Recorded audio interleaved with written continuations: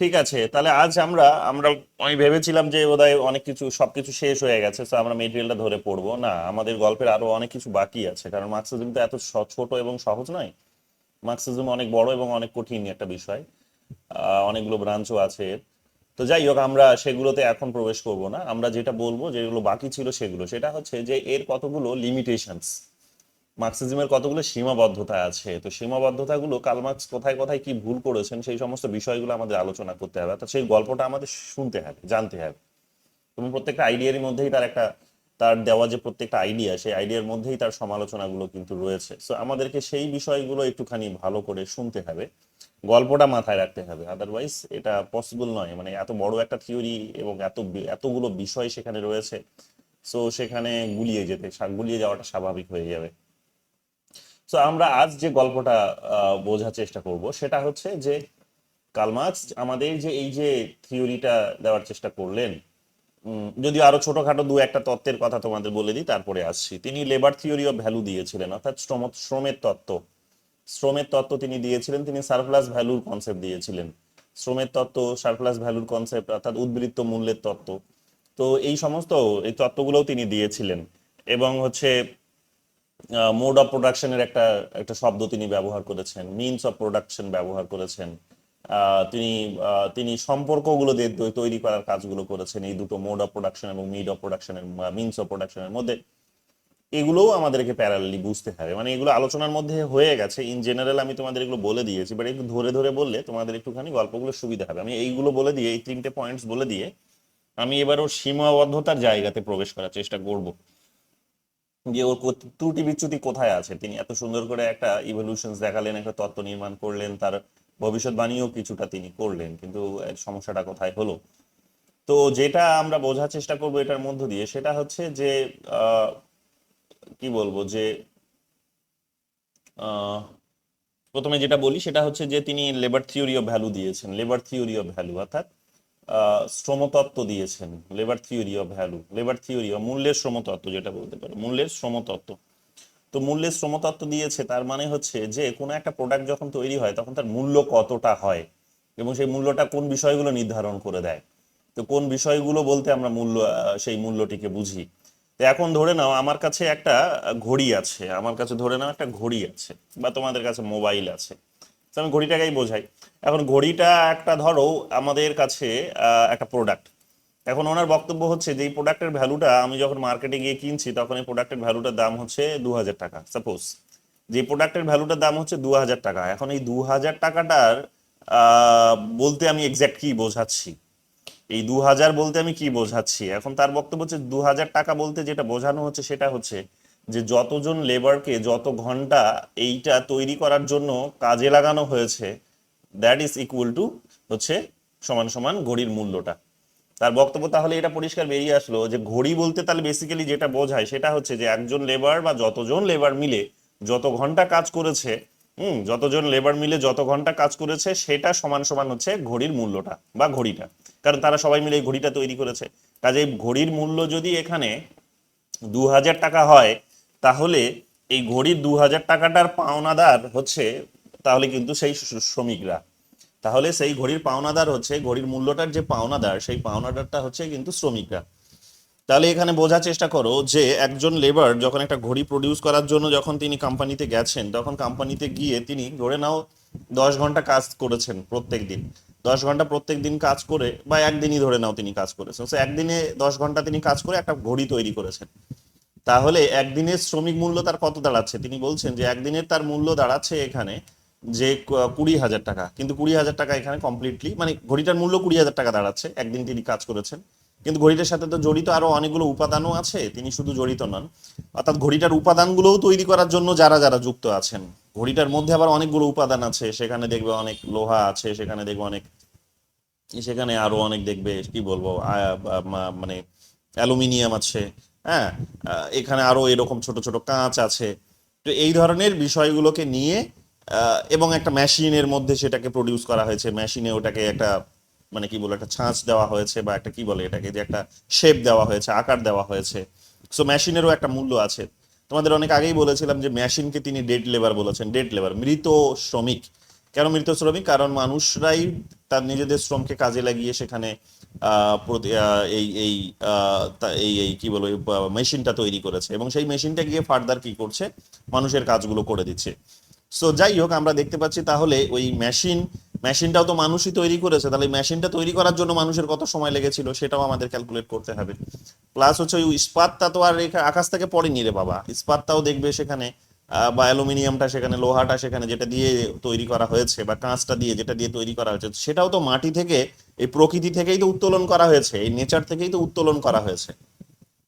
তাহলে নেচার থেকে যখন এটাকে উত্তোলন করা হয়েছে, তখন মানুষ সেইটা করতে গিয়েও নিজের লেবার দিয়েছে, অর্থাৎ কাঁচ প্রডিউস করার জন্য, উৎপাদন করার জন্য সেখানে সে নিজের শ্রম দিয়েছে।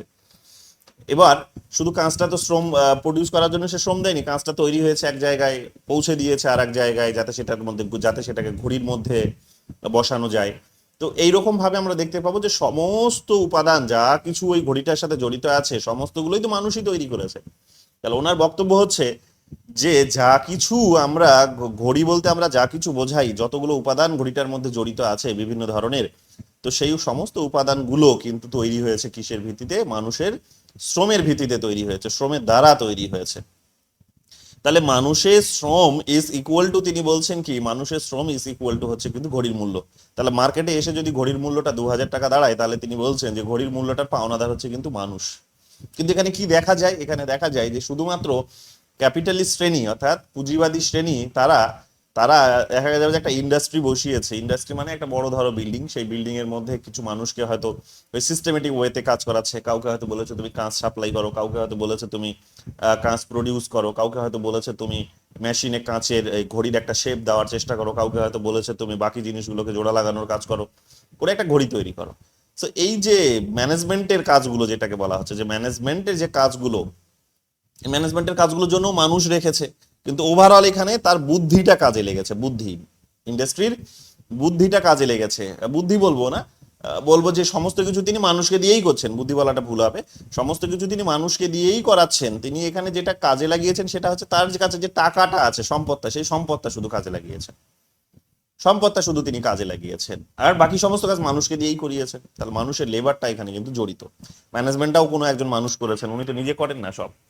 তাহলে দেখা যাবে এইরকম ভাবে প্রত্যেকের এখানে একটা শেয়ার কিন্তু আছে এই ঘড়িটার সাথে। তাহলে ক্যাপিটালিস্ট শ্রেণী শুধুমাত্র, বা পুঁজিবাদী শ্রেণী, পুঁজিপতি শ্রেণী শুধুমাত্র সেখানে ইনভেস্ট করার জন্যই সে দেখা যাচ্ছে কি যে শুধু টাকা ইনভেস্ট করেছে, সে তার সম্পদ ইনভেস্ট করেছে, করার জন্যই সে কি করছে, যখন 20,000 টাকায় যখন ধরো একটা ঘড়ি বিক্রি হচ্ছে মার্কেটে গিয়ে, বা 2000 টাকায় যখন মার্কেটে গিয়ে ঘড়িটা বিক্রি হচ্ছে, তখন দেখা যাবে কি যে 2000 টাকার মধ্যে দেখা গেল যে 800 টাকা হয়তো তিনি এই সমস্ত লেবারকে দিয়েছেন, আর 1200 টাকা তিনি তার নিজের পকেটে ঢুকিয়েছেন। এটাই হয় জেনারেলি, কিংবা এর অ্যামাউন্ট আরো ছোট হতে পারে, অসুবিধা কিছু নেই। কিন্তু কার্ল মার্কসের বক্তব্য হচ্ছে এতটা ইনভেস্টমেন্টও তিনি এক্সপেক্ট করেন না, কারণ ইতিহাসও বলছে যে ওই পুঁজিটা যেটা তিনি আজকে ইনভেস্ট করেছেন সেটাও তো মানুষকে শোষণ করে করেছিলেন। আজকে তার কাছে এত সম্পত্তি আছে যেটা তিনি আজকে ইনভেস্ট করছেন বিজনেসে, এই টাকাটা আসলো কোথা থেকে? সে কি ওর নিজের সব বুদ্ধিকে কাজে লাগিয়ে করেছেন নাকি? নিজে তো সব নিজের শরীরকে কাজে লাগিয়ে করেননি। এখানে যেটা করতে দেখা যাবে সেটা হচ্ছে কি যে ওই ইতিহাসেও মাইট ইজ রাইটের কনসেপ্ট ছিল, যে জোর যার মুলুক তার। তো ওই জায়গা থেকেও কিন্তু দেখা যায় বিবর্তন হয়ে হয়ে হয়ে হয়ে আজকে এই পর্যায়ে এসেছে, পুঁজিপতি হয়েছে, এবং এই টাকাটাকে সেই মার্কেটে কাজে লাগিয়েছে। করে কি করেছে? এইরকম ইন্ডাস্ট্রিতে কাজে লাগিয়েছে, করে কি করেছে সে, সেকে এরকম ভাবে তার নিজের লাভের অংশটাকে বেশি করে রাখছে। ধরো 2000 টাকায় যদি বিক্রি হয়, তুমি ধরে নিলাম 1600 টাকায় তিনি শ্রমিকদের দিয়েছেন, এবং 1600 টাকা হলে এতগুলো শ্রমিক সেখানে জড়িত ছিল, এতগুলো যদি শ্রমিক সেখানে জড়িত থাকে, তাহলে প্রত্যেকের ধরে নাও ভাগে 100-150 করে হয়তো পড়েছে। বাকি উনি একাই 400 টাকা রেখেছেন, বাকি উনি একাই 400 টাকা রেখেছেন। এবং এটাই হয়, আমরা মার্কেটে গিয়ে যে প্রোডাক্টের দামগুলো দেখতে পাইবে, এই প্রোডাক্টের দাম কিন্তু এত হয় না। মানে আমি দেখছি এখানে কলকাতাতে, আমি এই যে শুনছি যে যখন আমরা আমরা যখন জামা কাপড় কিনি বা অন্যান্য কোথাও, জামা কাপড়ের প্রচুর দাম হয়, কিন্তু আমি যে দিল্লিতে শুনছি একটা বড় মার্কেট আছে সেখানে, সরোজিনী মার্কেট বলে, সেই মার্কেটে দেখবে সেখানে প্রচুর মানুষ এসে জামা কাপড় বিক্রি করে, এবং সেগুলোর দাম 50 টাকা, 100 টাকা, 60 টাকা, 150 টাকা, 200 টাকা, এবং খুব ভালো ভালো জামা কাপড় সেখানে পাওয়া যায়। কলকাতাতেও আছে এরকম, কিন্তু খুঁজতে হবে। বা যখন তোমরা পাইকারি দরে জিনিসটা নিয়ে আসো, তখন দেখবে সেখানে কতটা সেখানে ইয়ে থাকে। তো যাই হোক, মালিক পক্ষ বেসিক্যালি যেটা করে সেটা হচ্ছে যে তার লাভের অংশটা বেশি করে রাখে। তার লাভের অংশটা বেশি করে রাখার চেষ্টা করে। তো পরে আলটিমেটলি একটা উদ্বৃত্ত মূল্য সে জেনারেট করে, উদ্বৃত্ত মূল্য সে এখানে কিন্তু তৈরি করে। অর্থাৎ 1600 টাকার মানে সমস্ত লেবারকে কাজে লাগিয়ে প্রোডাক্টটার দাম হচ্ছে 1600 টাকা, কিন্তু উনি পাচ্ছেন সেখানে কিন্তু 2000 টাকা। স্যার উনি প্রোডাক্টটা বিক্রি হচ্ছে 2000 টাকা, তাহলে বাকি 400 টাকা, 1600 টাকা তিনি লেবারকে দিয়েছেন, বাকি 400 টাকা তার নিজের পুঁজিপতির নিজের পকেটে ঢুকে গেল। তাহলে এই যে 400 টাকা, এটা আবার তিনি মার্কেটে এসে রোল করাচ্ছেন, আবার ইনভেস্ট করছে ওটাকে। তো রোল করাতে করাতে করাতে করাতে দেখা যাবে যে মার্কেটে তার বা সমাজ ব্যবস্থায়, সমাজে তার দেখা যাবে যে লাভের অংশটা বেশি এবং সে বড় লাভবান হচ্ছে, তার অনেক উন্নতি হচ্ছে, কিন্তু শ্রমিকদের বিশেষ কোনো উন্নতি হচ্ছে না। শ্রমিকদের জাস্ট ওই যতটুকু লেবার তারা দিয়েছে তার লেবারের অংশটুকুই তারা পাচ্ছে, লাভের জায়গাটা তারা কিন্তু উপভোগ করতে পারছে না।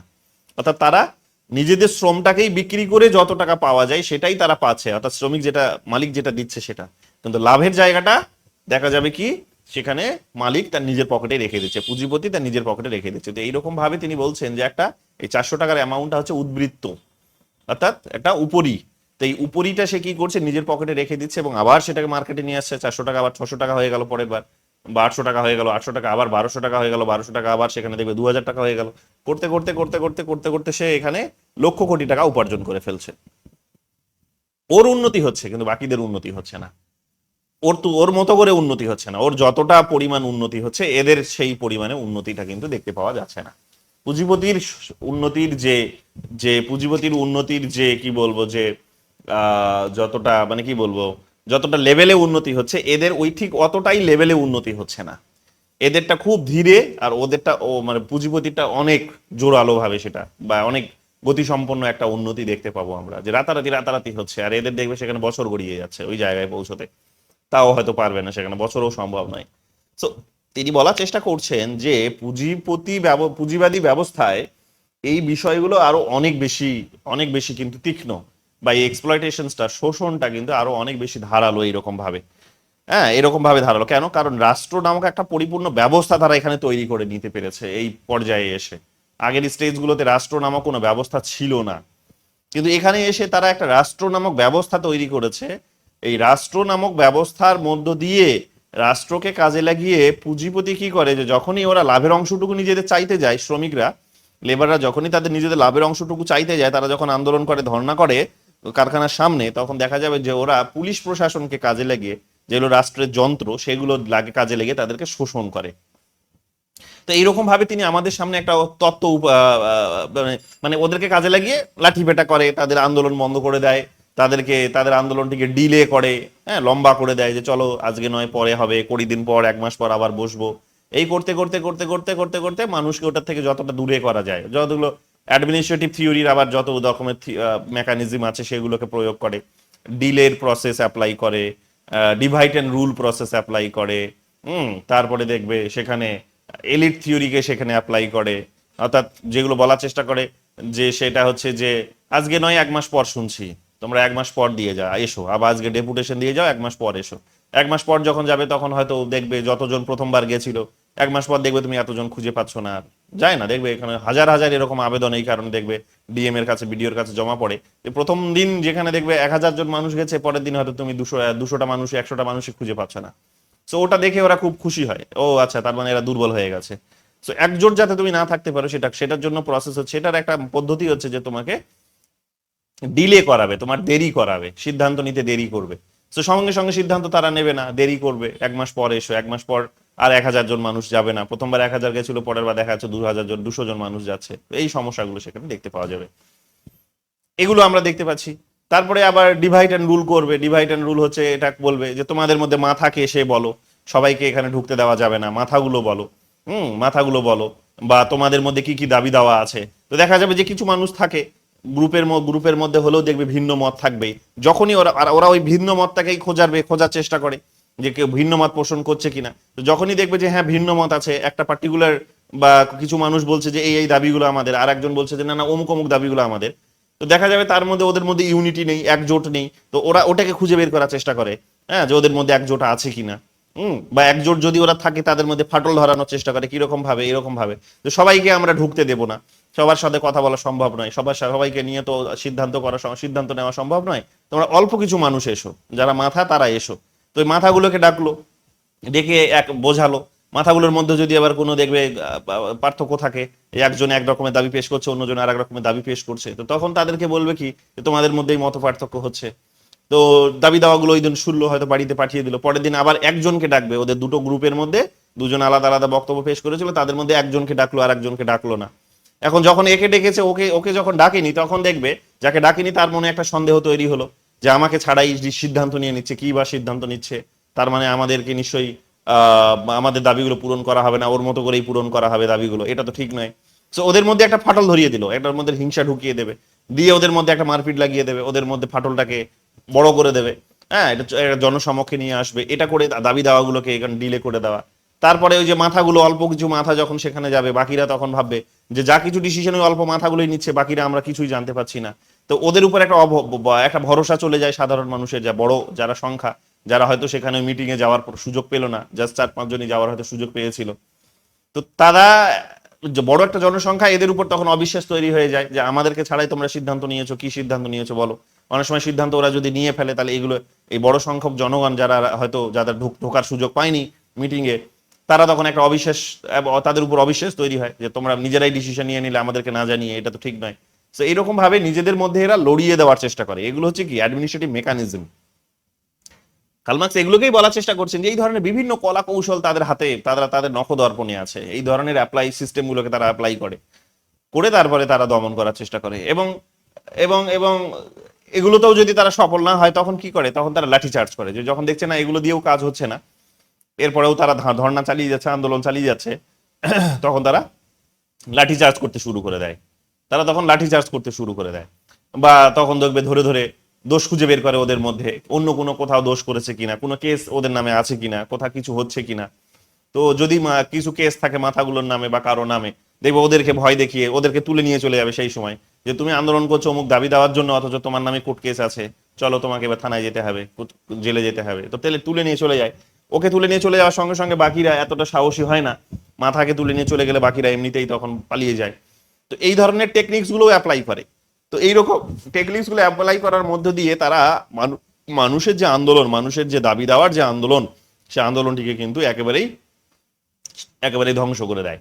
তো এই ধরনের কলা কৌশলগুলো রাষ্ট্র কিন্তু খুব সুন্দরভাবে একেবারে শিখে নিয়েছে। কার্ল মার্কসের বক্তব্য হচ্ছে যেগুলো হচ্ছে শোষণমূলক কতগুলো মেকানিজম, এই কারণে যে রাষ্ট্র এর আগের কতগুলো স্টেজ যেগুলো আমরা দেখলাম, দাস সমাজ, সামন্ততান্ত্রিক সমাজ, এই সমাজে কিন্তু এই রাষ্ট্র নামক এই ধরনের কোনো প্রতিষ্ঠান গড়ে ওঠেনি, কিন্তু এখানে এসে রাষ্ট্র ব্যবস্থা তারা গড়ে তুলেছে।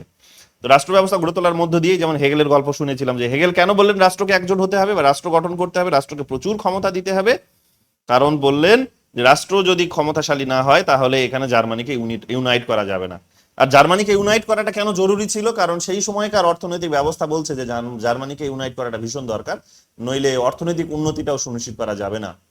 এই সমস্ত বিষয় কিছু মিলে মিশে দেখা যাচ্ছে কি, বিষয় বিষয় বিষয় মিলে দেখা যাচ্ছে যে এখানে রাষ্ট্র ব্যবস্থা পুরো রকম ভাবে পার্টিকুলার একটাই শ্রেণীকে, যেটা হচ্ছে পুঁজিপতি শ্রেণী, সেই শ্রেণীকেই সমর্থন দিয়ে যাচ্ছে। আর শ্রমিক শ্রেণীকে সেখানে কিন্তু শোষণ করে যাচ্ছে। তো এইরকম ভাবে আমরা দেখতে পাবো যে তিনি সারপ্লাস ভ্যালুর কথা বলেছেন, লেবার থিওরি অফ ভ্যালুর কথা বলেছেন, এই সমস্ত থিওরিগুলোর কথা তিনি সেখানে কিন্তু বলেছেন। এবং রাষ্ট্রকে দিয়ে কিভাবে শোষণ করা হয় এগুলো এগুলো কিন্তু তিনি বুঝিয়েছেন। তো এগুলো আমাদেরকে গল্পের ছলে এগুলো মনে রাখতে হবে, এই গল্পগুলো মনে রাখতে হবে। এরপরে তোমরা মোটামুটি বোঝার চেষ্টা করো, সেটা হচ্ছে যে কার্ল মার্কসের এই যে তত্ত্ব, সেই তত্ত্বগুলো যেগুলো আমরা আলোচনা করলাম, প্রত্যেকটা আইডিয়ারই তার কতগুলো সমালোচনা আছে। সমালোচনা আছে কারণ সমালোচনা আছে, সেই সমালোচনাগুলো নন মার্কসিস্ট থিঙ্কার্সরাও যেমন আলোচনা করেছেন, অর্থাৎ লিবারেল থিঙ্কার্সরা বিশেষ করে, তারাও যেমন আলোচনা করেছেন। আবার কার্ল মার্কসের এই তত্ত্বকে আমরা দেখতে পাবো যে সমালোচনা করার কাজটা করেছেন যারা পরবর্তীকালের যারা নিও মার্কসিস্ট নিও মার্কসিস্ট যারা বা নিও মার্কসিস্ট বা পোস্ট মার্কসিস্ট যারা, তারাও সমালোচনা করেছেন। আবার হচ্ছে দেখবে কার্ল মার্কসের থিওরিকে সমালোচনা করার কাজটা করেছেন ক্রিটিক্যাল স্কুলস বলে একটা স্কুল বেরিয়েছিল, বা পোস্ট মডার্ন স্কুল বলে আর একটা স্কুল বেরিয়েছিল, বিভিন্ন নামে এগুলো পরিচিতি লাভ করেছে। সো এই বিভিন্ন স্কুলস গুলো, বিভিন্ন থিওরিজ গুলো দেখবে কার্ল মার্কসের যে থিওরি, যে ক্লাসিক্যাল থিওরি, সেই থিওরিকে কিন্তু সমালোচনা করার কাজটা করেছেন। সো এগুলো আমরা পরিষ্কারভাবে সেখানে কিন্তু দেখতে পাবো। এখন শুরু দিয়ে করি ক্লাসিক্যাল যে তার আইডিয়াগুলো ছিল সেগুলো। তিনি বললেন কি, সমালোচনা জায়গাগুলো এবার গল্পের ছলে বুঝে নাও সীমাবদ্ধতাগুলো কি হতে পারে। যে প্রথমে তিনি বললেন যে হিস্টোরিক্যাল মেটেরিয়ালিজমেরই যদি কথা বলি, তাহলে হিস্টোরিক্যাল মেটেরিয়ালিজমে তিনি বললেন কি একটা ডাইলেকটিক্স দেখতে পাওয়া যায়। যে ইতিহাসটা বস্তুবাদী ইতিহাস ছিল, যে মেটেরিয়ালের কারণে অর্থাৎ অর্থের কারণে সেখানে দ্বন্দ্ব হয়েছে ইতিহাসের কারণে সেখানে দ্বন্দ্ব হয়েছে, অর্থের কারণে দ্বন্দ্ব হয়েছে, যেটা বস্তুগত একটা ধারণা। তাহলে বস্তুগত ধারণার জন্য ইতিহাসে দ্বন্দ্ব হয়েছে, এবং ইতিহাসে দ্বন্দ্ব হওয়ার ফলে ধীরে ধীরে আমরা দেখতে পাচ্ছি কি যে ইতিহাসে দ্বন্দ্ব হয়েছে এবং প্রত্যেকটা দ্বন্দ্ব নতুন নতুন সমাজ তৈরি করেছে, এবং এই সমাজ তিনি বললেন পুঁজিবাদী সমাজ পর্যন্ত এসে দাঁড়িয়েছে আপাতত, এবং এই সমাজ উত্তরণ হয়ে আরো সমাজতান্ত্রিক সমাজ, আর তারপরে হচ্ছে সেখানে সাম্যবাদী সমাজের দিকে হচ্ছে অগ্রসর হবে। এই কথাটা তিনি বলেছিলেন। এখন এই যে সমাজ, তিনি এই যে সমাজের কথা বললেন, যে সমাজ হচ্ছে বস্তুবাদী সমাজ, মানে ইতিহাসের যে কথা বললেন, যে ইতিহাসে আমরা দেখতে পাবো ইতিহাস হচ্ছে বস্তুবাদী ইতিহাস একটা আছে আমাদের, অর্থাৎ একটা যে মেটেরিয়ালিস্টিক একটা যে আছে ইতিহাস, এই কথাটা তিনি যখন বলছেন তখন এটার অনেকে নিন্দা করছেন। এবং বস্তুই যে সমস্ত কিছু নির্ধারণ করে দেয়, যেটাকে বলা হচ্ছে ডিটারমিনিজম, থিওরি অফ ডিটারমিনিজম। তো এই ডিটারমিনিজম যে নির্ধারণবাদের যে তার তত্ত্ব, যে বস্তুই সমস্ত কিছু নির্ধারণ করে দিচ্ছে, যে বস্তুর কারণে দ্বন্দ্ব হচ্ছে, বস্তুর কারণে সমাজের পরিবর্তন ঘটছে, এক একটা সমাজ থেকে উত্তরণ ঘটছে, এই যে কথাগুলো তিনি বললেন যে বস্তুই এখানে সমস্ত কিছু নির্ধারণ করে দিচ্ছে, এগুলোরও কিন্তু সমালোচনা অনেকে করলেন। কি বলার চেষ্টা করলেন? অনেকে বলার চেষ্টা করলেন, যেমন এম.এন. রয়, তোমরা নাম খুঁজে পাবে, আমাদের ভারতীয় একজন পশ্চিমবঙ্গের এই নাগরিক, তিনি বিখ্যাত একজন মার্কসিস্ট ছিলেন, তিনি এটার সমালোচনাও করেছেন। বলছেন যে না, এবং গ্রামশির আলোচনার মধ্যে এগুলো তোমরা পাবে। গ্রামশিও পরবর্তীকালে দেখবে ইতালিতে এগুলো নিয়ে নিন্দা চর্চা করেছে। কি দেখতে পাবে তোমরা যেটা দেখতে পাবে সেটা হচ্ছে যে ইতিহাস সবসময়, মানে ইতিহাস যে দ্বন্দ্বের ইতিহাস তা কিন্তু নয়। প্রথম কথা হচ্ছে যে ইতিহাস যে সবসময় ইতিহাসে যে ডাইলেকটিক্সই রয়েছে, এটা কিন্তু বাস্তবতা নয়। ইতিহাসের মধ্যে সবসময় দ্বন্দ্ব দেখতে পাওয়া যাবে না। ইতিহাসে সবসময় দ্বন্দ্বের একটা ইতিহাস আমরা সবসময় খুঁজে পাই তা না। সেখানে কোঅপারেশনসের কারণেও সমাজের মধ্যে বা সহযোগিতার কারণেও, শ্রদ্ধার কারণেও, ভালোবাসার কারণেও, সম্প্রীতির কারণেও সমাজের মধ্যে কিন্তু একটা পরিবর্তন এসেছে। সো তিনি সেই পরিবর্তনগুলোকে নোটিশ করেননি। নাম্বার ওয়ান, যে তিনি সেই পরিবর্তনগুলোকে নোটিশ করেননি। তিনি শুধু দেখেছেন দ্বন্দ্ব হয়, দ্বন্দ্বের কারণে শুধু পরিবর্তন হয়। বস্তুর মধ্যে সেটা হয়তো হতে পারে, বস্তুর মধ্যে দ্বন্দ্বের কারণে হতে পারে, কিন্তু না, বস্তুর মধ্যেও পরিবর্তন ঘটে যখন তাদের মধ্যে কি হয়, একটা দ্বন্দ্ব নয়, তাদের মধ্যে যখন মিল ঘটে। যেমন তোমরা সূর্যের দিকে তাকিয়ে দেখেছো কিনা কখনো জানি না, তাকিয়ে দেখলে ইভেন দেখতেও পাবে না, ভিডিওতে যে সমস্ত সূর্যের ছবিগুলো দেখতে পাওয়া যায় দেখবে, সেখানে দেখবে ভিডিওতে সেখানে সূর্যের বিভিন্ন ছবিগুলো কি হচ্ছে, যে গলে যাচ্ছে প্রথমে, তাপে কোনো একটা উপাদান সেখানে দেখতে পাবে আছে, ও গলে যাচ্ছে প্রথমে। তারপর আবার সে দেখবে তার চুম্বকীয় শক্তি একটা আছে, সেই চুম্বকীয় শক্তি আবার দেখবে আর একটা উপাদানের সাথে একটা উপাদানকে আবার জমায়েত বাঁধিয়ে দিচ্ছে। আবার সেটা যখন শক্ত হয়ে যাচ্ছে তখন আবার সেটাকে সূর্যের তাপে, সেখানে জ্বলন্ত তাপে, যেটা তো ফুটছে টকবক করে, তো সেই তাপে আবার সেটা গলে যাচ্ছে আবার হচ্ছে। অর্থাৎ এক প্রকার এইরকম ভাবে যে তাদের মধ্যে একটা কি হয়, এরকমও প্রতিক্রিয়া হতে পারে সমাজের মধ্যে, এই ধরনেরও প্রতিক্রিয়া হতে পারে, যে শুধুমাত্র দ্বন্দ্বের কারণে বিপরীতমুখী যে তারা চলে যাচ্ছে, এরকম করে বিচ্ছিন্ন হয়ে যাচ্ছে, তা তো নয়। নতুন কিছু সেখান থেকে জেনারেট হচ্ছে, ব্যাপারটা সেরকম নয়। ব্যাপারটা হচ্ছে তাদের মধ্যে মিল মহব্বত হতে পারে, তো তাদের মধ্যে তো সম্প্রীতি, ভালোবাসা, এই সমস্ত জিনিসগুলো তো থাকতে পারে, সহযোগিতা বিশেষ করে, এগুলোও তো থাকতে পারে। এবং ইতিহাসে এগুলো ছিল, শুধুমাত্র দ্বন্দ্বের ইতিহাস তো ছিল না, ইতিহাস কখনো দ্বন্দ্বের ইতিহাস সম্পূর্ণ রকম ভাবে ছিল না। তো কার্ল মার্কস এগুলোকে দেখতে পাননি, আন্ডারমাইন করে গেছেন, এগুলোকে তিনি নোটিশই করেননি। Number one.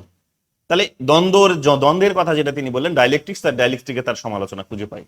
দ্বিতীয়, তিনি বললেন যে ইতিহাসে সবসময় বস্তুই নির্ধারণ সবকিছু করে দেয়, বস্তুবাদী অর্থাৎ মেটেরিয়াল সমস্ত কিছু নির্ধারণ করে দেয় না, ওই যে বললাম, বস্তুই সমস্ত কিছু নির্ধারণ করে দেয়, বস্তু সমস্ত কিছু নির্ধারণ করে না। বস্তুর সাথে সাথে সেখানে আমরা ইতিহাসের সাথে সাথে বস্তুর সাথে সাথে আমরা বললাম, সেখানে বস্তুকে তিনি বেস বলেছেন, মেটেরিয়ালকে, ইকোনমিকে তিনি বেস বলেছেন, বাকিগুলোকে তিনি সমস্ত কিছু আইন, সংস্কৃতি, তাই না, আইন, সংস্কৃতি, রাজনীতি, এই যে শব্দগুলো যেগুলো আমরা ওই দিন আলোচনা করলাম, ফিলসফি, রিলিজিয়ান, এগুলোকে তিনি বলেছেন সুপার স্ট্রাকচার, এগুলোর কোনো ভূমিকা নেই। এই অর্থনীতি যেভাবে যেভাবে বদল ঘটছে, অর্থনীতির বদলের সাথে সাথে কিন্তু এদেরও নিজেদের বদল ঘটছে, এদের বিশেষ কোনো প্রভাব কিন্তু নেই। এই যে কথাটা তিনি এখানে বললেন, এখানে আমরা কি নোটিশ করলাম? এখানে আমরা নোটিশ করছি এটাই, সমালোচকরা নোটিশ করছে এই জিনিসটাই, যে অর্থনীতি সমস্ত কিছু নির্ধারণ করে আর বাকিগুলো সমস্ত কিছু, মানে অর্থনীতি হচ্ছে বেস, হ্যাঁ, মেটেরিয়ালি হচ্ছে বেস, মেটেরিয়ালি সমস্ত কিছু নির্ধারণ করে, অর্থাৎ ডিটারমিনিজমের যে তত্ত্ব, সেই তত্ত্বটাকে নির্ধারণ করে, সমাজ পরিবর্তনটাকে নির্ধারণ করে। এটা কিন্তু ঠিক নয়। অর্থনীতির পাশাপাশি আরো যেগুলোকে তিনি বেস হিসেবে না ধরলেও সুপার স্ট্রাকচার হিসেবে ধরেছেন, উপরিকাঠামো ধরেছেন, সেগুলোরও কিন্তু একটা ইন্ডিপেন্ডেন্ট রোল আছে। মানে এটাও মানতে হবে। এটা যে অর্থনীতির উপর সবগুলো দাঁড়িয়ে আছে, যে অর্থনীতি বদল ঘটছে তাই রাজনীতির বদল ঘটছে, তা কিন্তু নয়। অনেক সময় রাজনীতিরও বদল ঘটলে অর্থনীতির বদল ঘটে যায়। মানে রাজনৈতিক নেতারা সবসময় যে পুঁজিপতিদের দিকে তাকিয়ে থাকে, পুঁজিপতিরা তাদেরকে কিভাবে কন্ট্রোল করছে, কন্ট্রোল করবে, পুঁজিপতিদের টাকার দিকেই এরা তাকিয়ে থাকে, তা কিন্তু সব ঠিক নয়। অনেক সময় অনেক সময় দেখা যাবে যে রাজনৈতিক নীতিটাই তারা একটা ইন্ডিপেন্ডেন্ট নীতি, স্বাধীনভাবে সে নিজের স্বীকৃতি তৈরি করতে চায়। তো স্বাধীন একটা স্বীকৃতি তৈরি বা একটা পরিচয় তৈরি করতে চাওয়ার জন্য দেখা যায় কি, সে যে নীতিটা নেয় সেই নীতির কারণে অর্থের যে নীতি বা অর্থ ব্যবস্থার মধ্যে কিন্তু পরিবর্তন ঘটে এগুলো আমরা এগুলোও দেখি। রাজনৈতিক নেতারা সবসময় কি এই ক্যাপিটালিস্টদের কথা শুনে কাজ করেন না, অনেক সময় দেখা যাবে যে কি তারা জনগণের কথা শুনেও কাজ করেন, অনেক সময় তারা জনগণের কথা শুনেও তারা কাজ করেন। যেমন ইন্দিরা গান্ধীর কথা বলতে পারো, 1971-এ এসে জমিদারদের যখন সম্পত্তি যখন তিনি নিজের কাছে নিয়ে নিচ্ছেন, জমিদারদের সম্পত্তি যখন তিনি রাষ্ট্রের কন্ট্রোলে যখন নিয়ে নিচ্ছেন, যে তাকে বলছেন যে জমিদারদের বেশি সম্পত্তি রাখা যাবে না, বা পশ্চিমবঙ্গের সরকার যখন এখানে এসে যখন জমিদারদের সম্পত্তি কেড়ে নিচ্ছেন, তখন তো আমরা এটা দেখতেই পাচ্ছি যে অর্থনীতির কারণে তো এটা হয়নি, এটা এটা রাজনীতির একটা স্বয়ং সম্পূর্ণ একটা রোল আছে বা একটা অবস্থান আছে বলে এই জিনিসটা সম্ভব হয়েছে। বা ধর্মের মধ্যে দিয়ে আমরা যেটা শিখি, ধর্মের মধ্যে আমাদেরকে সম্প্রীতি, ভালোবাসা, সহানুভূতি, শ্রদ্ধা, এই সমস্ত জিনিসগুলো শেখানো হয়। তো এটার কারণেও তো সমাজ ব্যবস্থার মধ্যে পরিবর্তন ঘটে। তো অর্থনীতির মধ্যে অর্থনীতির কারণেই সমাজের মধ্যে পরিবর্তন ঘটছে, অর্থনীতি সমস্ত কিছু নির্ধারণ করে দিচ্ছে, এটা তো ঠিক নয়। তো এইরকম ভাবে আইন বলো, দর্শন বলো, রাজনীতি বলো, ধর্ম বলো, যেগুলোর কথা তিনি বলেছেন যে এগুলো হচ্ছে উপরিকাঠামো, তো সবগুলো উপরিকাঠামো নয়, এদেরও একটা ইন্ডিপেন্ডেন্ট রোল আছে, এবং এরাও কিন্তু ইন্ডিপেন্ডেন্টলি যখন ভূমিকা পালন করে তখন কিন্তু দেখা যাবে কি যে বদলে যায় অর্থনীতির যে প্রক্রিয়া, সেই প্রক্রিয়াটা বদলে যায়। তো অর্থনীতি সবাইকে বদলায় না, বরং এদেরও নিজেদের ভূমিকার কারণে অর্থনীতির ব্যবস্থার মধ্যে পরিবর্তনটা ঘটে। এই বিষয়টা তিনি কিন্তু নোটিশ করেনি। যারা তার সমালোচক তারা এসে এই জিনিসগুলো বলার চেষ্টা করছেন, তারা এই সমস্ত বিষয়গুলো এসে বলার চেষ্টা করছেন। তো এগুলো আমরা সেখানে কিন্তু দেখতে পাবো। তো এগুলো আমাদেরকে মাথায় রাখতে হবে। ইতিহাসে বলছেন তিনি যে ইতিহাসটা আমরা দেখলে এটাই দেখতে পাবো যে ইতিহাসে সবকিছু এইরকম ভাবে নির্ধারণ হয় না, বরং ইতিহাসটা আমরা দেখতে পাবো কি যে অর্থনীতি সবকিছু নির্ধারণ করে দেয় না, বরং ইতিহাসে রাজনীতি, আইন, সংস্কৃতি, ধর্ম, ফিলসফি বা দর্শন, এই সমস্ত বিষয়গুলোও কিন্তু একটা ইন্ডিপেন্ডেন্ট ভূমিকা পালন করেছিল, যেটা তিনি দেখতে পাননি। এইটা আর একটা সমালোচনা। 3 নম্বর সমালোচনা কি হতে পারে? 3 নম্বর সমালোচনা হতে পারে, তিনি এখানে ক্লাস এন্ড ক্লাস স্ট্রাগলের কথা বলেছেন। ক্লাস এবং ক্লাস স্ট্রাগল, অর্থাৎ শ্রেণী এবং শ্রেণীর মধ্যে যে দ্বন্দ্ব, শ্রেণীর মধ্যে যে দ্বন্দ্ব বা সংগ্রাম, তো শ্রেণী এবং শ্রেণী সংগ্রাম, শ্রেণী থাকবে এবং শ্রেণীগুলোর মধ্যে সংগ্রাম থাকবে, এই যে কথা তিনি বললেন, এবং এই সংগ্রামটা হবে অর্থনীতির কারণে। তো অর্থনীতির বিষয়টা তো বোঝালাম, সমালোচনাটা বের করে দিলাম। এবার শ্রেণীর বিষয়ে আসো, যে শ্রেণীটাকে আমরা দেখেছি দুটো শ্রেণীকে তিনি কনসিডার করেছেন, মোটামুটি ভাবে দুটো শ্রেণী। তিনি আরো সেখানে পেটি বুর্জুয়াদের কথা বলেছেন ঠিকই, সেটা অনেকটা পরে এসে, কিন্তু ইতিহাসের দিকে যখন আমরা তাকাই, তিনি যখন ওই শ্রেণী ব্যবস্থা যে সমাজ থেকে গড়ে উঠলো সেটা হচ্ছে দাস সমাজ, স্লেভ সোসাইটি থেকে।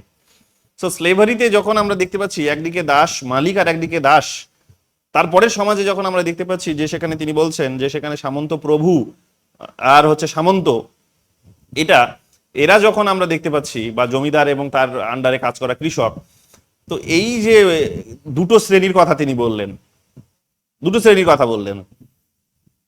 এবং পুঁজিবাদী সমাজ ব্যবস্থাতেও এসে তিনি বলছেন যে পুঁজিপতি এবং হচ্ছে লেবার, এই দুটো শ্রেণী মুখ্য, বাকি ছোট কিছু শ্রেণী সেখানে থাকতে পারে। যেমন তিনি পুঁজিবাদী ব্যবস্থাতে এসে তিনি বলেছেন যে সেখানে পেটি বুর্জুয়াও আছে। পেটি বুর্জুয়া মানে ছোটখাটো কিছু পুঁজিপতি, ছোটখাটো কিছু টাকাওয়ালা কিছু ব্যক্তি, তারাও আছে, কিন্তু তাদের বিশেষ কোনো ভূমিকা নেই। তিনি বলছেন এদের বিশেষ কোনো ভূমিকা নেই সমাজ পরিবর্তনের জন্য, বা এরা মিনস অফ প্রোডাকশন বা মোড অফ প্রোডাকশনে বিশেষ কোনো ভূমিকা রাখে না, সোসাইটি চেঞ্জের ক্ষেত্রে এদের বিশেষ কোনো ভূমিকা নেই। এখন মোটামুটি তিনি দুটো, প্রত্যেকটা স্টেজেই দাস সমাজ, সামন্ততান্ত্রিক সমাজ, পুঁজিবাদী সমাজ, সমস্ত সমাজেই তিনি দুটো শ্রেণীরই গুরুত্বপূর্ণ যে ভূমিকা আছে সেই কথাটা তিনি বলছেন। বাকি এখানে শ্রমিক শ্রেণীর কোনো ভূমিকা নেই, এবং দ্বন্দ্বটা এই দুটো শ্রেণীর মধ্যেই হয়ে থাকে, বাকি শ্রেণীগুলোর এখানে কোনো মূল্য নেই। যে এই যে কথাটা তিনি বলছেন, এটাকেও অনেকে সমালোচনা করেছেন। প্রথম কথা হচ্ছে যে তিনি আদিম দাস সমাজ এবং সামন্ততান্ত্রিক সমাজে যে দুটোই শ্রেণী আছে এটাও ঠিক নয়। এখানে আরো অনেক শ্রেণী ছিল, সেখানে আরো অনেক শ্রেণী ছিল, সেখানে আরো শ্রেণী ছিল, যেমন ধর্মীয় গোষ্ঠীগুলো সেখানে উৎপত্তি লাভ করেছিল, তাদের কাছেও জমি জায়গা ছিল, তারাও সেখানে একটা গুরুত্বপূর্ণ ভূমিকা পালন করেছে। সো এই দুটো শ্রেণীকেই তিনি শুধু দেখেছেন, বাকি শ্রেণীদেরকে তিনি দেখতে পাননি, এবং তাদের কোনো ভূমিকা যে নেই এইটাকে তিনি যে দেখানোর চেষ্টা করছেন এইটা কিন্তু ঠিক নয়।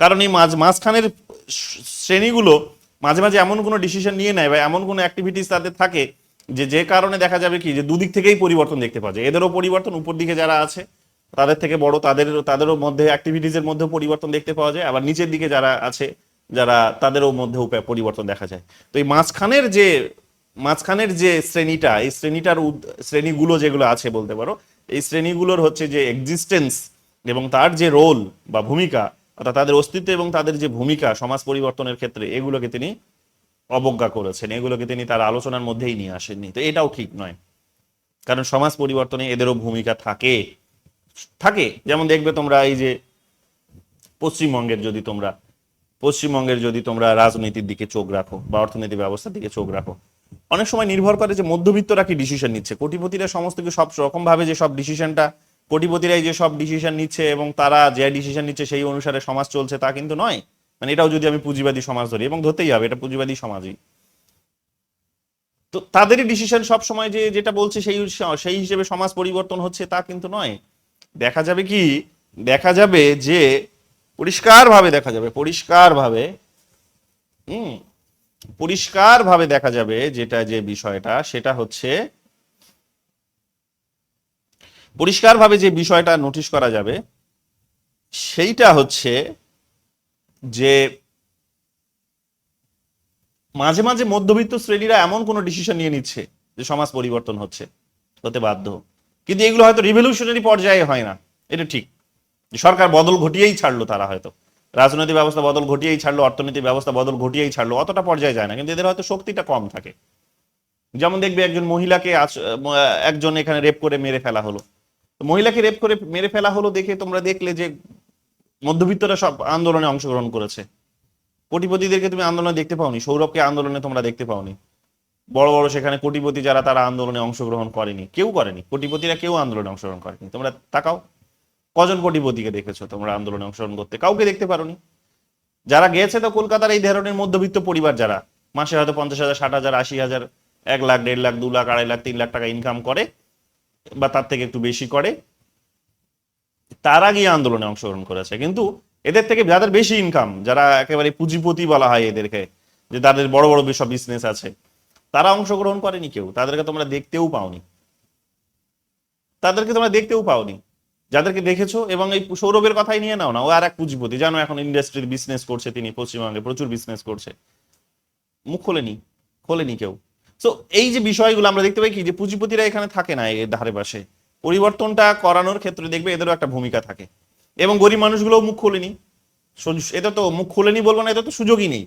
নুন আনতে পান্তা ফুরোচ্ছে, প্রত্যেকদিন কাজে না গেলে এদের পেটের ভাত জুটবে না, তো আর আবার মুখ খুলবে কি? তো এদের কাছে এগুলো গুরুত্বপূর্ণ না, এরা তো জানে আমরা এমনিতেই রোজ এক্সপ্লয়েটেড হচ্ছি, রোজ শোষিত হচ্ছে, আমরা বঞ্চিত হচ্ছি। সো রোজ আমাদের কেউ না কেউ গ্রামে মারা যায়, আমাদের পাড়াতে কেউ না কেউ কাজ করতে গিয়ে মারা যায়, তো এগুলো তো সাধারণ ঘটনা আমাদের কাছে, ওদের কাছে এগুলো সাধারণ জিনিস। কাজে এইগুলো কেউ মরলো কেউ বাঁচলো এদের কিছু যায় আসে না, এবং সময়ও নেই এদের কাছে। এই জন্য দেখবে গ্রামে এই আন্দোলনগুলো হয়নি, আন্দোলনগুলো হচ্ছে কোথায় না, আন্দোলনগুলো হচ্ছে শহরে। হ্যাঁ, আন্দোলনগুলো শহরে হচ্ছে, কারণ শহরে মধ্যবিত্তরা থাকে, সেই মধ্যবিত্তরা আন্দোলন করছে। এখন আন্দোলন করে কি পরিবর্তন কিছু হয়নি? হ্যাঁ হলো, দেখো অনেক কিছু পরিবর্তন হলো নিয়ম কানুনের মধ্যে।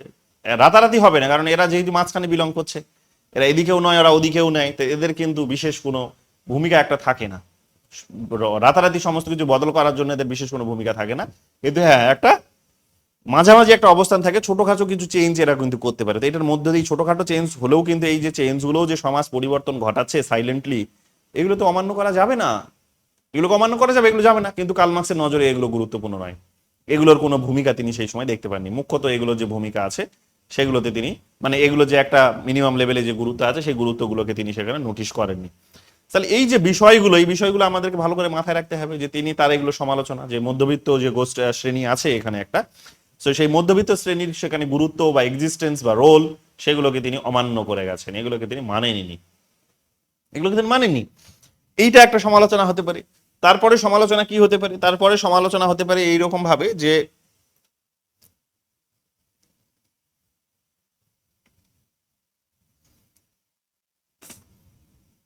যে সমাজ পরিবর্তন হয়ে কোথায় যাবে।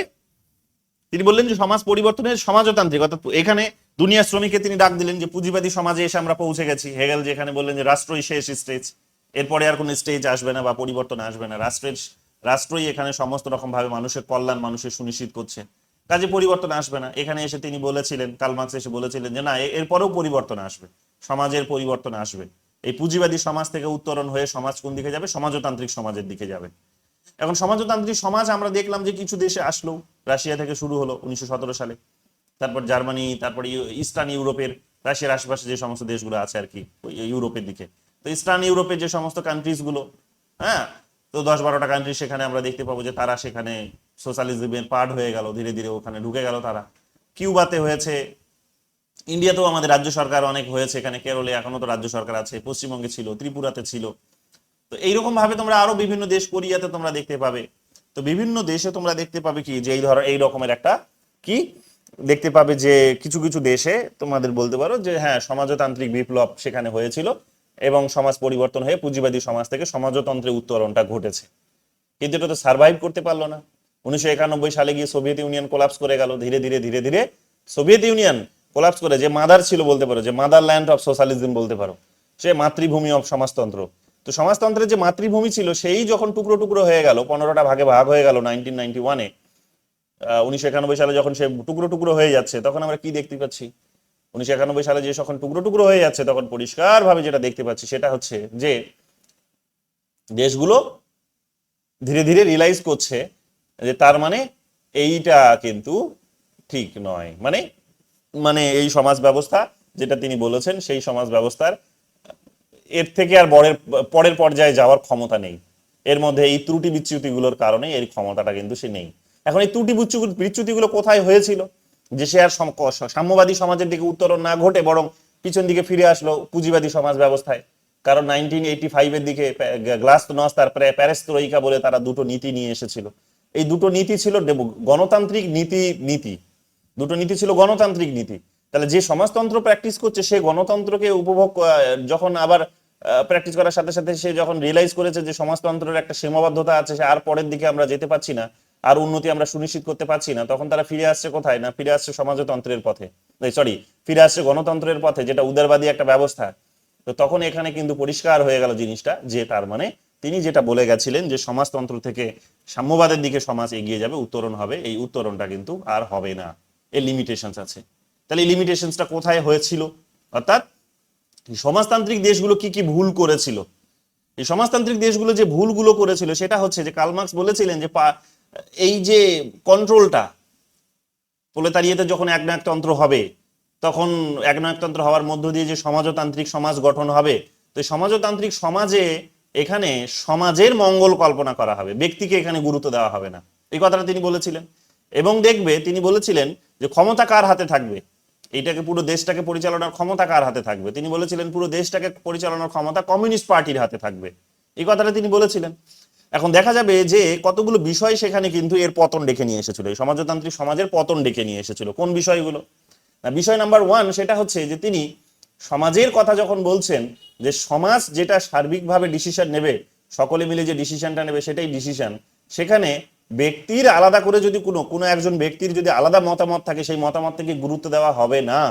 এই যে ব্যক্তিকে গুরুত্ব না দেওয়ার যে ভাবনা, এই ভাবনাটাই দেখা গেল কি এটা মানুষকে রিয়েলাইজ করতে বাধ্য করলো যে একটা সমাজ ব্যবস্থা, অর্থাৎ সমাজতান্ত্রিক সমাজ ব্যবস্থা একটা এমন সমাজ ব্যবস্থা, কার্ল মার্কসের দেখানো সমাজ ব্যবস্থা এমন সমাজ ব্যবস্থা যে এর মধ্যে ব্যক্তি স্বাধীনতার কোনো জায়গাই নেই, ব্যক্তির স্বাধীনতার কোনো জায়গা নেই, অর্থাৎ বিরুদ্ধবাদী মতের কোনো জায়গা নেই। কোনো একজন ব্যক্তি হয়তো ভিন্ন মত পোষণ করছে, তো সেই মতটিকে সেখানে দেখা যাবে যে কোনো মূল্য দেওয়া হতো না, এবং সে ভালো কথা বললেও যেহেতু সে মূল্য পাচ্ছে না।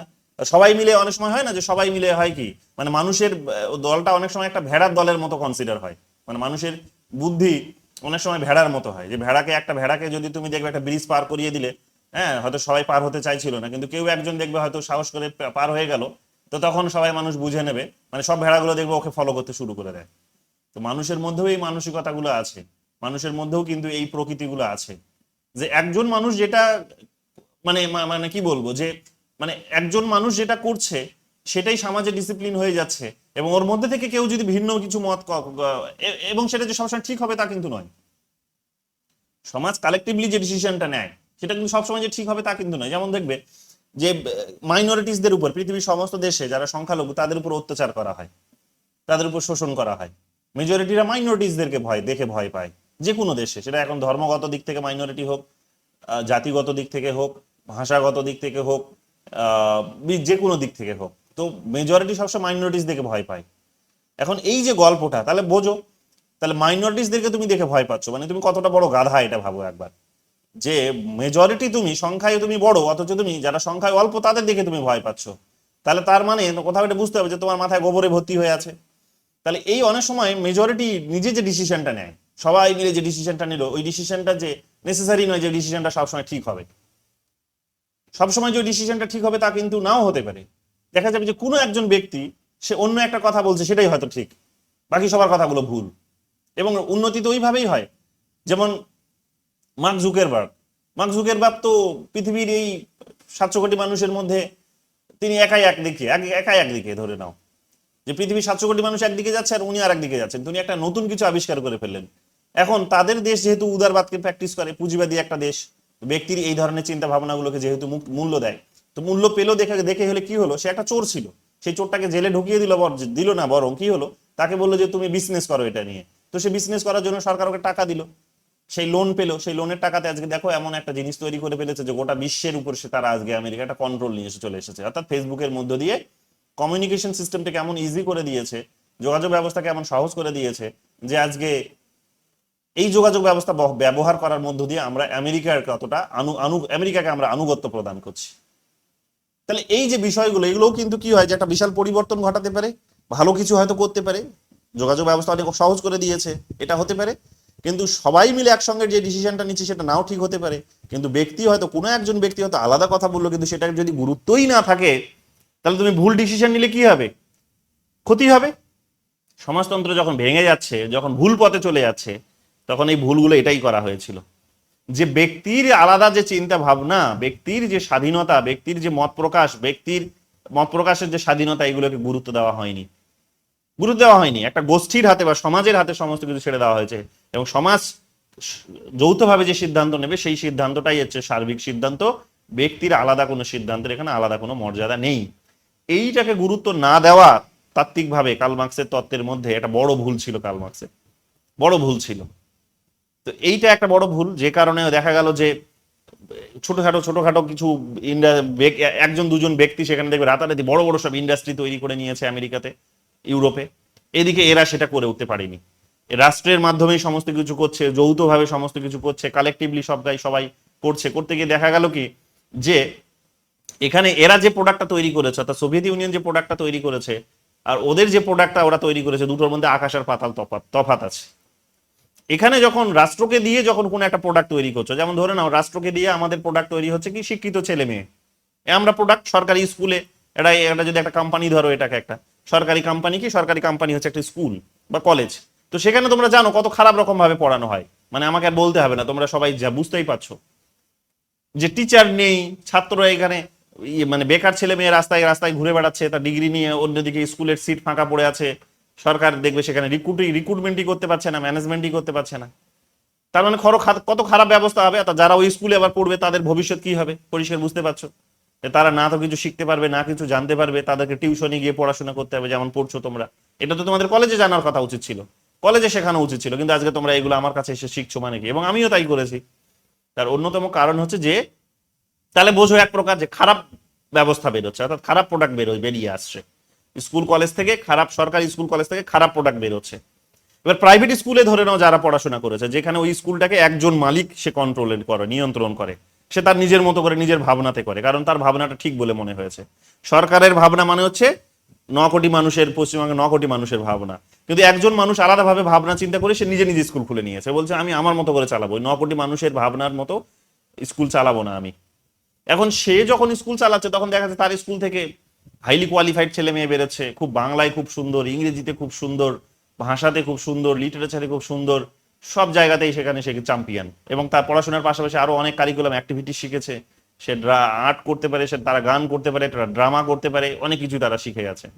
সো এদের কোয়ালিটি আর এদের কোয়ালিটির মধ্যে, অর্থাৎ প্রাইভেট স্কুলের ছেলে মেয়ের কোয়ালিটির মধ্যে আর সরকারি স্কুলের ছেলে মেয়ের কোয়ালিটির মধ্যে তো দিনরাত পার্থক্য থাকবেই। তো এটাই আমরা দেখতে পাবো কি যে সোভিয়েত ইউনিয়নে হয়েছিল, যে সোভিয়েত ইউনিয়ন ধরো একটা ব্লেড তৈরি করেছে।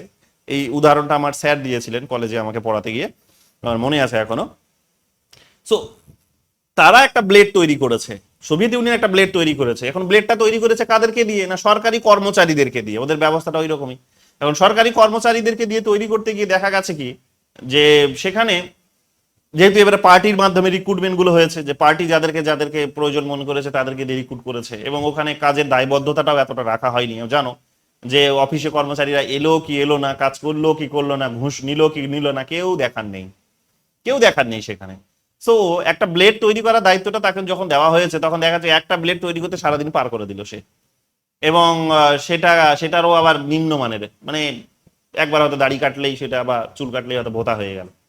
অন্যদিকে যখন তোমরা দেখবে যে সেখানে ইউকে এবং ইউরোপে এবং আমেরিকাতে যখন এই ক্যাপিটালিস্ট ডেভেলপমেন্টের মধ্য দিয়ে যেভাবে এই ধরো ব্লেডটাই তৈরি করা হয়েছে, তখন খুব ধারালো ব্লেড তৈরি করেছে তারা। কেন? কারণ ওখানে ফাঁকি দিতে পারবেন না তুমি। তুমি যদি কাজে না আসো সঙ্গে সঙ্গে ছাঁটাই করে দেবে তোমাকে। তুমি যদি দেরি করেছো ঢুকতে 5 মিনিট, তোমাকে কৈফিয়ত দিতে হবে। তুমি যদি দেরি করেছো তোমার বেতন কেটে নেবে। তাহলে ভয়ে এক প্রকার কি হচ্ছে, তোমার মধ্যে যে খারাপ চরিত্রগুলো আছে সেগুলোকে কন্ট্রোল করার মধ্য দিয়ে প্রোডাক্টটিকে ভালো রকম ভাবে তৈরি করছে। তোমার গুরুত্ব, লেবারের ওখানে গুরুত্ব নেই, লেবারের ওখানে গুরুত্ব নেই, গুরুত্ব আছে প্রোডাক্টটার। যে প্রোডাক্টটা তৈরি করার জন্য তোমাকে এখানে নিয়োগ করা হয়েছে, চাকরি দেওয়া হয়েছে, তুমি প্রোডাক্টটা তৈরি করবে। 10টায় নিয়ম, তোমার 10টায় ঢুকবে, 5টায় বেরোনোর কথা 5টায় বেরোবে। কাজটা তোমাকে ঠিকভাবে করতে বলা হয়েছে, তুমি ঠিকভাবেই করবে, ফাঁকি দেবে না।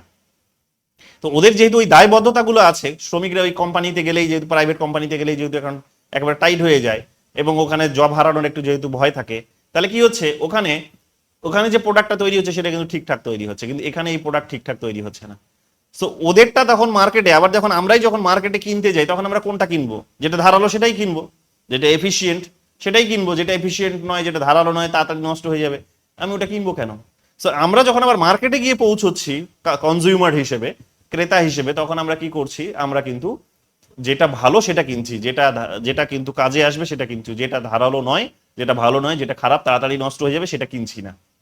তাহলে ওই রকম ভাবে দেখা যাবে কি যে ওয়েস্টার্ন ওয়ার্ল্ডের যে প্রোডাক্টগুলো, বা বলতে পারো ক্যাপিটালিজমের যে প্রোডাক্ট, সেগুলো মানুষ কিনছে, আর এদের যে প্রোডাক্ট, সোভিয়েত ইউনিয়নের যে প্রোডাক্ট যেগুলো ভোতা, সেগুলো মানুষ কিনছে না। কেন? এই পার্থক্য, কোয়ালিটিগত পার্থক্য চলে আসছে। তো এইরকম ভাবে দেখা যাবে কি যে একজন ব্যক্তির আন্ডারে যখন প্রাইভেটাইজেশন বা ইন্ডিভিজুয়ালিজম বা লিবারালাইজেশনের মধ্য দিয়ে যখন ইন্ডাস্ট্রি গ্রো করছে, তখন আমরা পরিষ্কার কি দেখতে পাচ্ছি? আমরা দেখতে পাচ্ছি যে অনেক উন্নতি তারা করছে, তারা অনেক উন্নতি করছে, কিন্তু এরা উন্নতি করতে পারছে না। সো এইটাই হচ্ছে একটা বিশেষত্ব, যে সমাজকে মূল্য দিয়ে সবাই মিলে ডিসিশন নিয়ে তুমি যেই ডিসিশনটা নিলে বা যেভাবে তুমি কাজ করছো, আলটিমেটলি দেখা যাচ্ছে সেটাই, সেই সিদ্ধান্তটা অনেক সময় ভুল প্রমাণিত হচ্ছে। আর একজন অনেক সময় যে দেখা গেল ব্যতিক্রম ভাবে একটা কোনো সিদ্ধান্ত নিয়ে ব্যতিক্রমী ভাবে কিছু একটা করার ক্ষমতা রাখে এবং সে করেও দেখিয়েছে, দেখা যাবে যে সে একটা ভালো কিছু বলেছিল। কিন্তু তুমি তো বলেছো সমাজতান্ত্রিক সমাজকে ভ্যালুস দেবে, কার্ল মার্কস বলেছিল। তো সমাজকে এখানে গুরুত্ব দিতে হবে, ব্যক্তিকে গুরুত্ব দিলে হবে না। তাহলে ব্যক্তিকে গুরুত্ব না দেওয়ার ফলে দেখা গেল কি যে এদের সমাজ ব্যবস্থা কিন্তু বেশি দূর এগোতে পারছে না, এদের প্রোডাক্ট মার্কেটে কেউ কিনতেও চাইছে না, এবং ধীরে ধীরে দেশটার অর্থনৈতিক উন্নতিও হচ্ছে না। ধীরে ধীরে ধীরে ধীরে বা যখন সবারই ইনকাম বাড়ছে না, উন্নতি যখন হচ্ছে না, তখন ওই দেশেরই মানুষরা আন্দোলন করতে শুরু করলো যে আমরা এবার গণতান্ত্রিক পরিবর্তন চাই, আমরা আর সমাজতন্ত্রে থাকবো না।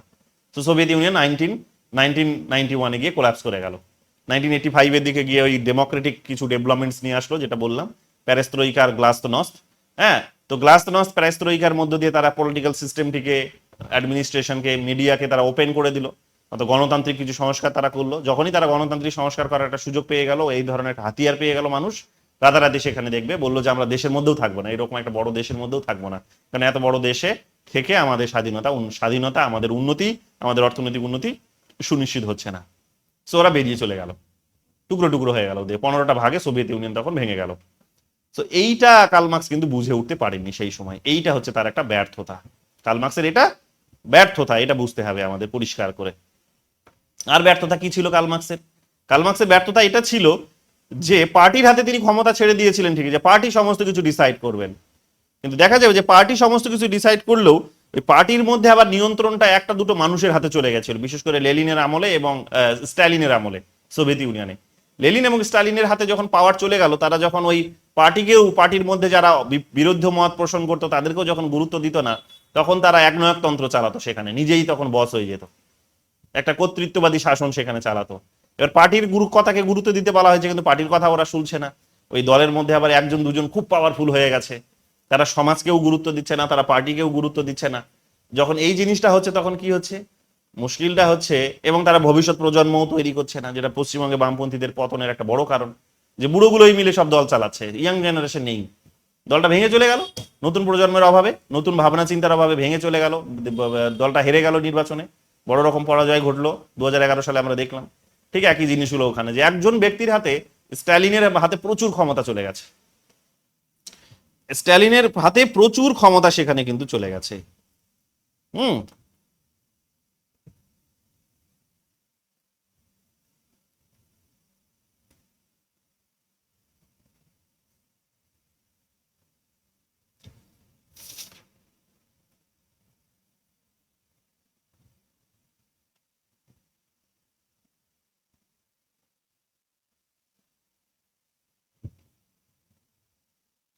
সো এখানে আমরা কি দেখতে পাচ্ছি, এখানে আমরা দেখতে পাচ্ছি, এখানে আমরা কি দেখতে পাচ্ছি, এখানে আমরা দেখতে পাচ্ছি পরিষ্কারভাবে, এখানে আমরা কি দেখতে পাচ্ছি, এখানে আমরা পরিষ্কারভাবে দেখতে পাচ্ছি যে সাধারণ একটা বিষয়, যে কি হলো, কি নিয়ে বলছিলাম, একটু মাইন্ড ডাইভার্ট হয়ে গেল, কি নিয়ে বলছিলাম বলো তো, মাইন্ডটা ডাইভার্ট হয়ে গেল। হ্যাঁ, একজন ব্যক্তির হাতে ক্ষমতা চলে গেল, পশ্চিমবঙ্গে 2001 তো একজন ব্যক্তির হাতে যখন ক্ষমতা চলে গেছে, তারাই যখন সমস্ত কিছু নিয়ন্ত্রণ করেছে সোভিয়েত ইউনিয়নে, তখন দেখা গেল কি, যে সমাজ গুরুত্ব পায়নি, একজন মানুষই নিয়ন্ত্রণ করেছে, এবং ফলে উন্নতিগুলো ঠিকঠাক হয়নি। একজন ব্যক্তি যা খুশি তাই করেছে। একজন ব্যক্তির মাথায় আর কত কিছুই বা ভালো আসতে পারে, মানে একজন ব্যক্তির ভালো দিকেও যেমন থাকতে পারে, তার হয়তো ভালো কিছু আইডিয়া তার মাথায় থাকতে পারে, আবার একজন ব্যক্তি তো সমস্ত কিছু তো দেখতে পাচ্ছে না, সবার ভাবনাগুলোকেও তো বুঝতে পারছে না সবার মতো, তো সেই কারণে শাসন ব্যবস্থাও তো সে দিতে সক্ষম নয়, ভালো একটা শাসন ব্যবস্থা প্রতিষ্ঠা করতেও তো সক্ষম নয় সে। এখন প্রবলেমটা কি এসে যাচ্ছে, প্রবলেম এসে যাচ্ছে এটাই, যে প্রবলেম এখন এটাই এসে যাচ্ছে যে প্রবলেম এখন এটাই এসে যাচ্ছে যে উন্নতি কিছু হচ্ছে না, যে ডিসিশন নিচ্ছে সে ডিসিশন ভুলভাল ডিসিশন নিচ্ছে, মানুষকে মেরে ফেলছে, ব্যক্তির কোনো জীবনের কোনো মূল্য থাকছে না সেখানে, যারা এই বিরুদ্ধ মত পোষণ করছে তাদেরকে দল থেকে বের করে দিচ্ছে, তাদেরকে দেশে বাঁচতে দিচ্ছে না, তাদেরকে মেরে দিচ্ছে। সোভিয়েত ইউনিয়ন এই সমস্ত কাণ্ড কারখানাগুলো হয়েছিল, প্রচুর পরিমাণে হয়েছে, তোমরা স্ট্যালিনের জীবনী পড়লে এগুলো বুঝতে পারবে। তো এই জিনিসগুলো পরিষ্কার করে বলে দিচ্ছে যে কোন রকমই একটা ভালো শাসন ব্যবস্থা, সেটার মধ্যে দিয়ে কার্ল মার্কসের যে দেখানোর যে রাস্তা, সেই রাস্তায় কখনো ভালো শাসন ব্যবস্থা প্রতিষ্ঠিত হতে পারে না। এই লিমিটেশনস গুলো সেখানে কিন্তু জলের মতো পরিষ্কার হয়ে বেরিয়ে আসে, এবং আমরা দেখতে পাবো যে আলটিমেটলি কার্ল মার্কসের যে তত্ত্ব, এই তত্ত্ব কিন্তু ব্যর্থ প্রমাণিত হয় 1991 সালে সোভিয়েত ইউনিয়নের পতনের মধ্য দিয়ে। বোঝা গেছে, বোঝাতে পেরেছি? এই সমস্ত সীমাবদ্ধতাগুলো তার থিওরির মধ্যে কিন্তু ছিল, এগুলো আমাদেরকে ভালো করে গল্পের ছলে বুঝে নিতে হবে, নইলে তোমাদের এত বড় থিওরি কিন্তু মাথায় থাকবে না। এত বড় একটা স্কুল, এত বড় একটা চিন্তা ভাবনা, এবং এরপরও আরো অনেক চিন্তা ভাবনা আছে, পোস্ট মার্কসিস্টদের চিন্তা ভাবনা আলাদা আছে, ক্রিটিক্যাল থিঙ্কিং এর চিন্তা ভাবনা আলাদা আছে, হ্যাঁ, আইডিওলজি নিয়ে তারা কথা বলেছে, তারা হচ্ছে কালচার নিয়ে কথা বলেছে, কালচারাল এক্সপ্লয়টেশন, আইডিওলজিক্যাল এক্সপ্লয়টেশন নিয়ে কথা বলেছে তারা, ঠিক আছে। আর নিও মার্কসিস্টরা আবার দেখবে নতুন নতুন, বা পোস্ট মার্কসিস্টরা নতুন নতুন ডেভেলপমেন্টস যেগুলো এখন সমাজে হচ্ছে, তো সেগুলোকে তারা কনসিডার করতে বলেছে। আরো অনেক বড় স্কুল এটা, এখনো আরো 3-4টে ক্লাস লেগে যাবে, সেগুলো আমি এর পরের গুলো আলোচনা করলে, গল্পগুলো তোমাদের ধরে ধরে বোঝালে। বাট আপাতত এটাই আমরা ছাড়বো, কারণ এগুলো আমাদের শুধু মার্কসিজমটা বলেছে, পোস্ট মার্কসিজম বলেনি যেহেতু আমাদের, সো আমরা পোস্ট মার্কসিজম, নিও মার্কসিজম এবং ক্রিটিক্যাল থিওরি যেহেতু বলেনি, সো আমরা এগুলোকে এখন ভাবনা চিন্তার মধ্যে নিয়ে আসবো না। ঠিক আছে, সো এতটুকুই তাহলে থাক আজকে, বাকিটা দেখা যাবে পরে। ঠিক আছে।